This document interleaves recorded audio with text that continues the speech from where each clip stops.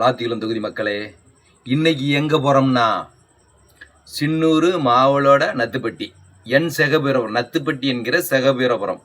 அந்த ரோடு பார்த்தீங்கன்னா குண்டும் குழியுமா நொடியுமா, எங்கே பார்த்தாலும் மோசமாக இருக்குது.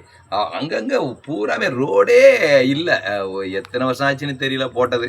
ஆனால் ரொம்ப மோசமாக இருக்குது. அதில் பயணிக்கவே முடியாது. ரொம்ப மோசமான சூழ்நிலை. இரு பக்கமும் பார்த்திங்கன்னா ரொம்ப